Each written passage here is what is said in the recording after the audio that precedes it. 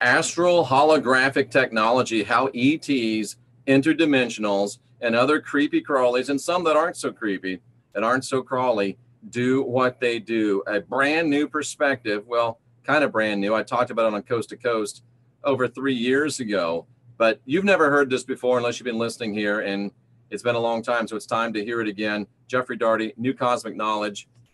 This first came out in this book. This is my book, Jeffrey Daugherty, Final Message of the Last Apostle. Did the ancient prophets warn of a UFO alien agenda in the pages of the New Testament? Again, this was featured on Coast to Coast AM in January of 2015, and the book was written throughout from about the last 6 months of 2014, which is an amazing synchronicity in my life. I don't know if we really need to talk about that, but the subject is astral holographic technology. And this is going to explain to you how things get done that are done to you. But I'll tell you right now, some of you are not going to like it. Some of you are going to be screaming. You're going to be yelling. You're going to be throwing things at the screen. You're going to be saying he doesn't know what he's talking about. He's lost his mind. He's wrong. But I'm telling you, folks, I'm entering right now my 37th year, ladies and gentlemen, of spiritual work. 37 years. That's a long time. I've been doing this for 37 years. And I know that you're not going to like this. I know that you're not going to understand this. I know it's going to hurt your feelings. I know it's going to, something's going to rise up in you. The cognitive dissonance is going to knock you off your seat. But if you'll just put aside that cognitive dissonance for a minute, if you'll put aside the rebellion that goes off in your mind, I think by at least considering it, you're going to be able to get a real freeing and a real deliverance and a real revelation of some of the experiences in your life. And it was so amazing to me. I was working on this broadcast early this morning, and SANDRA called me and FaceTimed me, whatever, called me and started telling me this revelation that she had concerning some experiences that she had in, wait for it, 2014, exactly when I was writing this book. We didn't know each other until 2017. Think about that. We didn't know each other until 2017. I'm writing this book in 2014 about, including astral holographic technology. And she talks to me today about a revelation that she had about an experience that happened in 2014. And she's telling me exactly what I wrote in this book. It's amazing stuff. So we're going to go to the, we're going to go to a video, a nice production of this. I'm going to share this with you because I think it deserves some real time and some real, it's going to work out better this way. So I'm going to go all the way back to the beginning. Sorry, I wasn't at the beginning to start with. Okay, just in case you don't know where you are, what this is New Cosmic Knowledge. I'm Jeffrey Daugherty. We're going to talk about astral holographic technology. I'm probably not going to be in the chat room until we get finished because I want to get this out. It's very important, and I want you to be able to understand and follow what I'm talking about as I'm talking about it. So, are ETs allergic to oxygen? Kind of a silly little question, but it's making a point.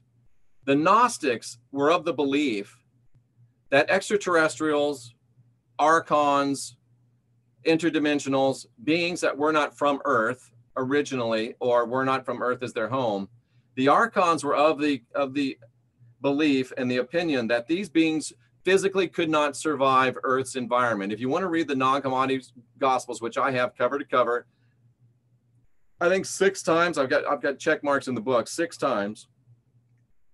You can find that. But if you haven't read it 6 times, you're going to have to take my word for it or go read it 6 times. But the Gnostics basically believed that ETs, extraterrestrials, interdimensionals, any of these beings that aren't from here could not physically survive within Earth's environment. My good friend, who I'm more and more beginning to think every day that he was a friend from the astral realm that wasn't really a man. We did radio shows together. We never did a YouTube. But we talked on the phone, we talked through Messenger, we talked through Google Voice and stuff like that, but I never met the man. And he was a He was a MD psychiatrist and a indigenous shaman working in Mexico with some of the indigenous shaman. And he's the one that told me about astral holographic technology. But he's disappeared, ladies and gentlemen, disappeared from the face of the earth. I can't find him anywhere. Dr. Toltec, if you're out there, please contact me. I have a feeling he might have been my Don Juan de Matos from the Carlos Castaneda books, who wasn't real either. He was an astral figure. Castaneda thought he was real, but he wasn't. Dr. Toltec might not have been real. Gnostics believed these things, and it wasn't, and I'm expanding it to say it's not just ETs. Even benevolent beings from other places other than Earth, or from other dimensions or times or spaces than Earth, have a very, very difficult time, if not an impossible time, trying to survive physically in Earth's environment. To make it easy, I say they're allergic to oxygen. They might not really be literally allergic to oxygen, but you get what I'm saying. And here's the bottom line, folks. The energetic requirement for beings from outside this system, and I'm trying to calm down, I'm really excited about this, to come inside this system is simply too great to accomplish it. The energetic requirements to go from another dimension to this dimension, the energetic requirements to go from there to here, they're simply too great. We have this idea that we're being invaded by extraterrestrial, and that's a term meaning it's just they're not from Earth, so extraterrestrial. We've got this concept that we're being invaded constantly from extraterrestrial sources, and I don't think we really are. We think we are. It looks like we are. It feels like we are. It sounds like we are. You believe it as much as you believe my hand in front of my face or yours in front of yours, but these things aren't happening that way. So the question is, Jeff, if you're telling me I'm not being abducted, if I'm not being visited by ETs, if I'm not being visited by other beings, then what the heck is happening? Here's what's happening. Something called astral holographic technology is being employed upon you. Dr. Toltec called it an astral screen.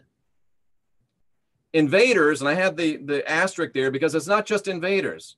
You can get benevolent interactions from extraterrestrial entities in the same way. This is exactly what Sandra called me up this morning talking about. Extraterrestrial, meaning not from Earth, deities visited her. Extraterrestrial entities visited her. Malevolent and benevolent entities visited her. Malevolent and benevolent, bad and good for our terms, visited her. But they really didn't visit her. She visited them, but they made her think they were visiting her. They do this by taking advantage of a uniquely human ability that they've discovered by observing us for many, many years. Most of you don't even know about this uniquely human ability. Most of you don't even realize that you've got this ability. But I'm about to let you know that you've got it today. I'm about to let you know that you've got it today.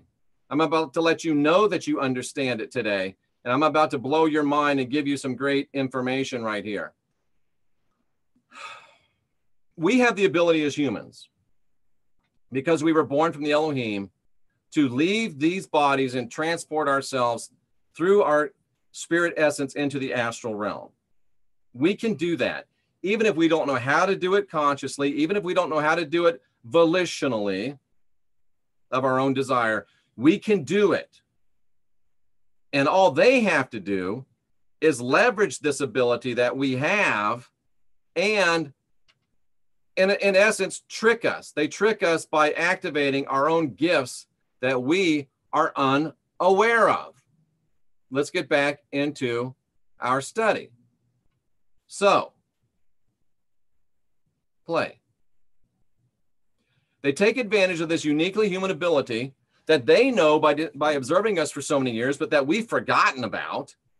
And they employ this clever technological method of delusion to convince us that they're coming here when we're really going there. This is what I call astral holographic technology. Dr. Toltec called it an astral screen. I guess I've watched too much Star Trek. But the way it works is this. It's just like Project Bluebeam. And whether you believe Project Bluebeam Project Blue Beam was real or false, a false flag, bad information, a hoax, doesn't matter. Project Blue Beam, which figured prominently, interestingly enough, in Sandra's experience back in 2014 while I was writing this book, was the detailed plans, or at least the purported detailed plans of the government to project images of deity for people to be deceived by and think they're being visited by deity. Through the last election cycle, the Democratic National Committee and Hillary Clinton actually floated the idea of a false alien invasion through holographic technology. So this is something that is at least talked about in the highest levels of the elite, the silver spoons, and I think it's more than just talked about.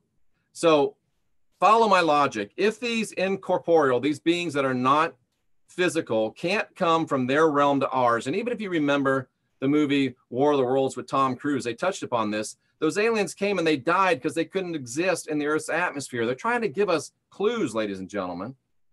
They can't come from their realm to ours, so they have two choices. They must either, one, lure us into the astral realm, and they've got to do it without us knowing we're being lured into the astral realm to preserve the illusion. If you know that you're being pulled in the astral realm, then you'll know they're not coming to you, and that destroys their illusion. But most of you don't even have any idea that you can get into the astral realm. And those of you that do have an idea you can get in there don't have any idea how to get in there. I can't astral project. I get messages every day. Why can't I astral? They don't have to worry about you thinking, oh, I must have astral projected, because most of you don't think you can and wouldn't know it if you did. And they're counting on that. They lure you into the astral, which is so easy to do. That's some encouragement for you. It's easy to get into the astral. And they know it. They lure you into the astral. They create an illusion that makes it appear like they have come to you. But ladies and gentlemen, in reality, you've come to them. That's AHT. That's astral holographic technology. Because we're Elohim, we can separate from our physical bodies and travel in those energetic nature, our true energetic nature, into the astral realm. So here's what happens in almost all of the abductions, almost all of the visitations, almost all of this stuff. Here's what happens. The beings that are leveraging this pull a person into the astral without their knowledge. So why do they do this? Well, they do this for a couple reasons. A lot of people they can just trick, but a lot of people out there are too difficult to trick, because they have a lot of spiritual awareness, because they have an unusually strong energetic potential, they're way too empathic or highly sensitive, or these people are very energetically grounded. So they can't just pull people into the astral, because those type of people would know. So what they do is they project into your reality what I call an astral holograph. And I'm going to give you a great example of this later. They project an astral holograph. You wake up and you think, whoa, Sandra, I'm on my patio. Here's Lord Shiva in front of me in a Vimana, in a ship. Here's a dude with him. I'm out here, and here's all these other entities. They're in my house. They're around. And because you see it in your mind, you're like, this is real. And you enter into it. And boom, when you enter into it, they've drawn you into the astral realm. And now you're on their turf. But as you look around, it's an astral hologram. Have you ever seen Star Trek? Look at a scene that has the holodeck on it. So they project this astral holograph. You're like, holy, I'm in. This is Lord Shiva. Or in my case, this witch doctor's floating. And boom, you buy it. And as soon as you intentionally, volitionally say, wow, this is real, boom, guess what? You're in the astral realm. And they have made you think and believe. And your senses tell you you're in the astral realm. Or they tell you it's real. They're in your house. But you're in the astral realm. This is how it happens almost every time, ladies and gentlemen. Almost every time. They know you're highly sensitive. They know you're spiritually aware. They know you have a strong energetic potential. They know that you're super grounded. So they can't just reach down and jerk you into the astral realm. They can't do it. Because you'll know, you'll sense it, you'll understand it, you'll perceive it. So they drop this astral hologram, and it's not just in front of you. That's why I went from screen. Dr. Toltec said astral screen. I'm thinking that's in front of me, but if I look to my right, to my left, then it's not really. The illusion wouldn't be preserved. But if they drop an astral hologram around me, it's 360 degrees in all directions, positive and negative. So wow, I'm in this. Lord Shiva's here. This witch doctor's floating. There's ETs in my room. There's entities over here. There's entities over there. They're up, they're down, they're all around. And you buy into it. And as soon as your mind says, holy crap, this is real, boom, you're in the astral. And now they can project anything that they want to project. And because you're already in the place of accepting it, you buy it. You buy it. With the people, why do they do it? They also use it for mass deceptions. Again, the people highly sensitive, too spiritually aware, too spiritually grounded. There's too many variables with those type of people to ensure consistent success. And the last thing they can afford to do is be found out. But they're being found out today.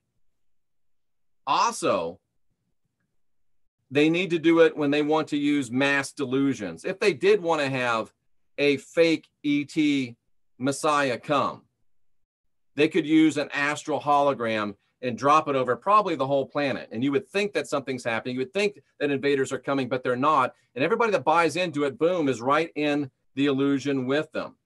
Because there's too many variables, because there's too many things that are inconsistent to be able to ensure continued success. That's when astral holograms are projected.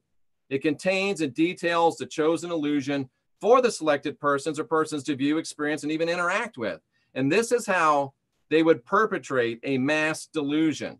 And I'll be frank with you, I don't care if you believe me. I don't care if you think I'm right. I don't care if you think I'm wrong. I've been doing this 37 years, and this is the only explanation that accounts for all of the data. This is the only explanation that accounts for all of the variables. This is the only explanation that synthesizes everything I've learned in 37 years of spiritual experience, from crazy Pentecostal speaking in tongues and casting out devils, all the way up to having Magenta Pixie on my channel. This is the only thing, folks, that explains it. This is the only thing, folks, that allows it to be consolidated within my mind.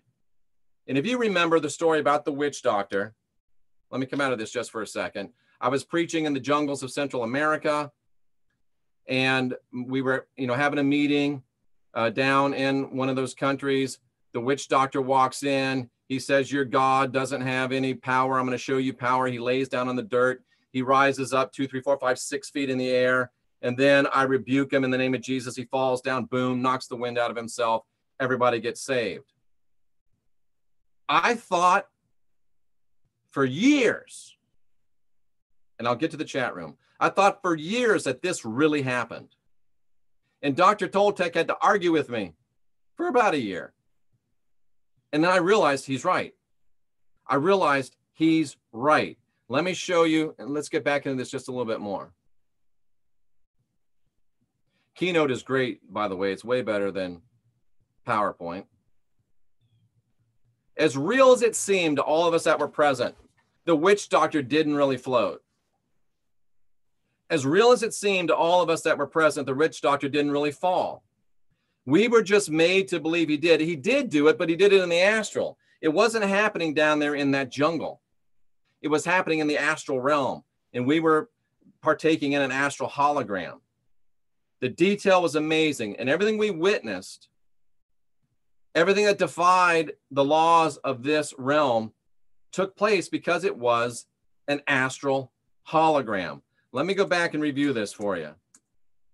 Astral holographic technology is employed by off-Earth entities because they have difficulty surviving Earth's environment. It's also employed because the energetic requirements to physically come from where they are to where we are simply too great. Even if they can do it, the costs are too great. But Jeff, there's all these abductions and there's all these experiences. How are they happening? They're happening because these entities, these off-world entities, only make us believe that they're coming here when in actuality, we're going there. They take advantage of our ability as offspring of the Elohim to externalize and travel in our energetic bodies. I call it astral holographic technology. It's built on, and they understand it. The elites understand it. That's why they come out with Project Bluebeam. That's why Hillary Clinton and the Democratic National Convention talk about it the last cycle. They know they can't get here from there. Some people they can lure into the astral, but some people are just too sophisticated spiritually to be drawn into the astral without understanding and knowing I'm being toyed with. So for those people, they have to employ some type of illusion, and it's a technology, it's an off-world technology that will make it appear to your senses that they have come here when you've really come there. They leverage our unique abilities as Elohim to separate from our physical bodies and travel with our true spiritual and energetic nature into the astral realm. So when they can't just pull you into the astral realm or trick you into the astral realm, they employ this off-world technology to bring you in. And when there's people that are too dialed in spiritually, and there's too many variables, or when they want to produce a mass deception, this is exactly what they would use. This is exactly what was used on me in the witch doctor scenario. Now, let me switch gears. And this is a little bit of a message of hope, but not really, because it even makes it more horrific than it really is. I've been in contact with an insider that has been part of the inside of ritualistic child abuse and has witnessed things. And this person told me, she told me that, and she was a former high initiate. She told me that, at least in modern times, ritual child abuse, ritual child sacrifice occur almost exclusively in the astral realm and not in this physical realm. By use of astral holographic technology and by use of forcing and pulling people into the astral. People that are young, people that are undeveloped, people that can be taken advantage of. Almost all of modern ritual child abuse, ritual child sacrifice, almost all of it occurs exclusively in the astral realm and not in this physical realm. Now, let me tell you clearly, I don't believe that the non-physical nature of the abuse makes it any less real or any less hurtful or any less chemical or criminal. In fact, I'd argue the opposite. Because the abuse is being inflicted upon the true spiritual essence of the person, not just upon their temporal physical shell. And I was even told by this insider that the most nefarious of the dark souls, they don't want to literally physically abuse a child. They don't want to literally physically conduct a sacrifice. They want to abuse the spiritual being, not the physical being, because the spiritual being, the physical being can only be sacrificed once. The physical being will grow. They lose, it becomes less effective. At first, the abuse is very effective, lots of energetic release. But the more a person gets abused, they become withdrawn. They lose they quit fighting, and it's not as satisfying anymore for these sick, twisted vampires. And that's an insult to vampires. So when you're abusing the true spiritual energetic body of a being, you can abuse them, not for eternity, because they will eventually waste away to almost nothing, but you can abuse a person for maybe years. You can abuse the essence of a person for eons. You can ritually sacrifice the physicality of a person one time. You can ritually sacrifice the essence of a person for eons. It's sick, it's twisted, it's demented. But we have to know this so we know how to fight it. We have to know now that it's not enough to protect our children physically. We have to protect our children psychically, spiritually, energetically. We're being called to a higher standard in the protection of our most precious and innocent. So not only do you have to protect yourself from physical psychopaths and physical sociopaths and physical narcissists in this physical realm, you also have to be on guard against spiritual, energetic, astral psychopaths astral sociopaths, astral narcissists. And the good news is you are well able and you are more than fit for the task. But you have to understand what you're fighting against in order to be victorious in this battle. If you don't know what's going on, you have no hope of overcoming. If you don't know what's taking place, you've got no hope of actually surviving it and thriving in spite of it. Ladies and gentlemen, I know it's a hard revelation. I know some of you don't like me. Some of you are going to unsubscribe. Some of you are never going to come back, and that's okay. I love you. I want to be your friends, but I don't have to be your friends. I'm here to bring you truth. I'm here to bring you data. I'm here to bring you information, whether you like it or not. I'm just the mailman. I deliver the mail. Sometimes I deliver checks. Sometimes I deliver bills. Do you get mad at the mailman because he brings you a bill? No. Don't get mad at me if I bring you something that doesn't make you want to laugh or chuckle or it doesn't tickle your funny bone. This is real world. We got to deal with it stuff, ladies and gentlemen. And this should turn on lights for you. And this should give you understandings of what's been happening to you and give you power and victory. And to say that, and to know that Sandra was experiencing her stuff the same exact time I was writing this book, to know that she calls me up today when I'm preparing this and we're not together. She had no idea what I was doing and tells me about, oh, this is what happens. I'm like, wait till you see the show, sweetheart. This is powerful stuff. I'm going to go to the chat room and see what everybody's saying. I absolutely know. I have it. Sister, I did it when we were little and they trained us out of this through abuse and torture. Wendy, thinking back, do you think that the abuse and torture was physical or it was astral? Sandra says, this is why I was still aware of my physical body. I was in multiple places simultaneously via consciousness. Yes, baby, you get it. This is why I'm in love with this woman. Not because she's the prettiest thing I've ever seen, not because she's the sweetest thing I've ever seen, not because she makes me feel like a king, but because she's the most astute, spiritual individual I've ever met, and she's the most powerful spiritual individual I've ever met. I learn from her every single day. That's why I'm with this girl. Mel Max says that they're triggered. This is what happens when we're on the verge of deep sleep or very stressed. Yes, very much so, Gravity Storm. It happened near death first time.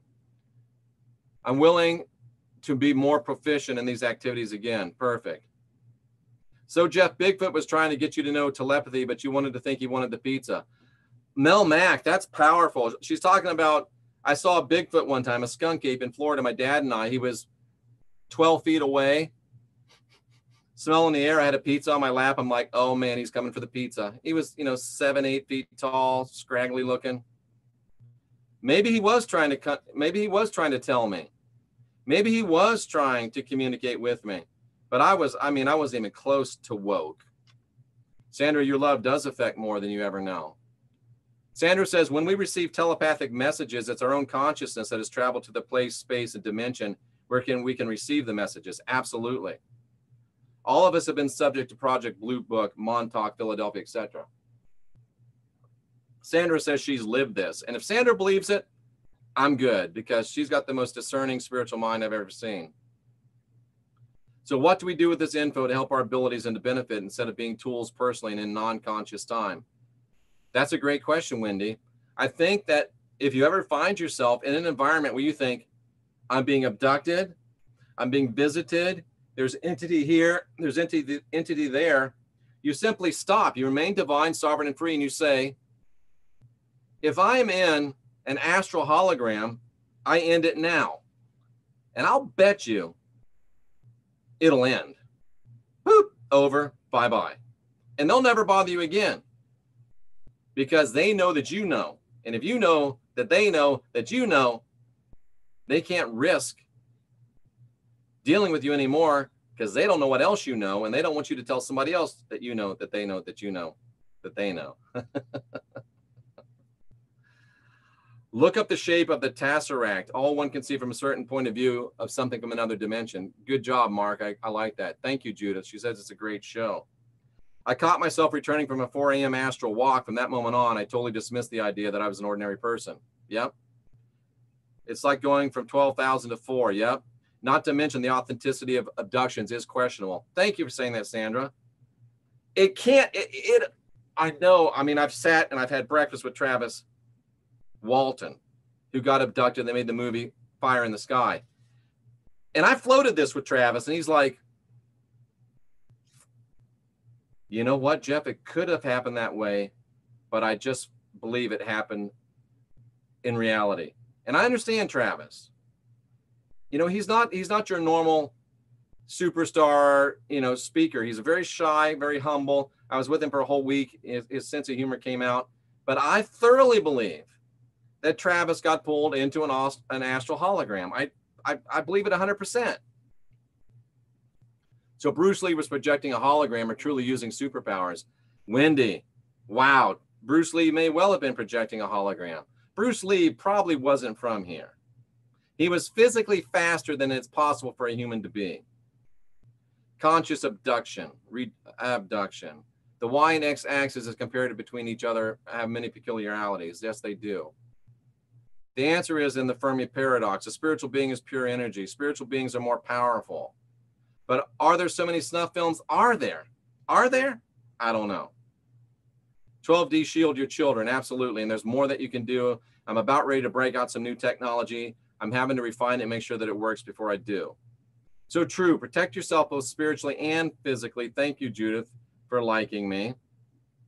You know, and Wendy says you don't need full understanding. You don't need to understand. You don't understand how electricity works, but that doesn't keep you from turning on your lights. She believes that torture was on several levels. Okay, perfect. Daddy Jeff wants us to put on the boxing gloves and go into the ring. I'm not sure what that means. I came in late anyway. I'm listening from the beginning. Saw Christ in heaven. Yeah, okay. So there you go, ladies and gentlemen. This is what's really happening. Like it or not, believe it or not. This is what is really happening. It should empower you. It should encourage you. You're divine, you're sovereign, you're free. Do you really think they can snatch you out of your bed and take you in some spaceship? You're divine, you're sovereign, you're free. Do you really think they can snatch you and do with you what they please? Do you really believe that? Then don't wear the t-shirt anymore, and don't say you're divine, don't say you're sovereign, don't say you're free if you think some off-world entity can snatch you anytime they want. Because if they can, you're not. Are you or aren't you? This is a message of victory. This is a message of power. This is a message of divinity, sovereignty, and freedom. This explains a lot. We are not like cattle to some people that want to come down and snatch us whenever they want. They can't just come have sex with us anytime they want. They can't just come take us anytime they want. They can't pull us anytime they want and probe us and chip up. They can't do that. We're divine, we're sovereign, we're free. It stops here. No more than these physical sociopaths, psychopaths, narcissists. We've called an end to them. And we're calling an end to the astral, psychopath, sociopath, and narcissist. It stops here. If you believe you're divine, if you believe you're sovereign, if you believe you're free, then take this knowledge and run with it. If you don't, I've delivered the mail. You open it, you read it, you do what you want with it. A lot of people misquote the Bible and say, you will know the truth, and the truth, a lot of people says, the truth will set you free. That's not what it says. It says you will know the truth, and the truth will set you free. It's only the truth you know, and only the truth that you accept, and only the truth that you apply that can set you free. I can bring you to water. I can't make you drink. I can bring you to objective truth. I can't make you think. 37 years of real world, spiritual application, been there, done that, astral all around. Take it for what it's worth. Astral holographic technology from Final Message of the Last Apostle. This is what's happening, and the knowledge that you now have will empower you to keep it from happening. But remember, sometimes, like Lord Shiva did with Sandra, they can drop an astral hologram to have benevolent interaction with you. And this is where you're divine, you're sovereign, you're free. You decide. Lord Shiva is calling me on astral FaceTime. Do I slide the bar and accept, or do I hit decline? The Winged Council of Nine is calling me on FaceTime. Do I accept or do I decline? It's up to you. But as long as you know what's going on, and if you want to talk to Lord Shiva in the astral realm, in an astral holograph, it's pretty cool. It's a lot of fun. It's interesting. And if you're divine, you're sovereign, you're free, you can make that decision. So it's not all scariness.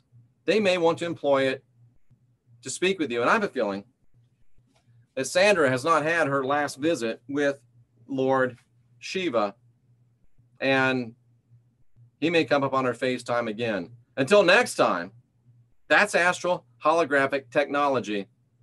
I'm Jeffrey Daugherty. This is New Cosmic Knowledge, where we ask questions, we question answers, and sometimes we go to places that we don't even want to go, but that's the way things go, ladies and gentlemen, when you're trying to unindoctrinate yourself.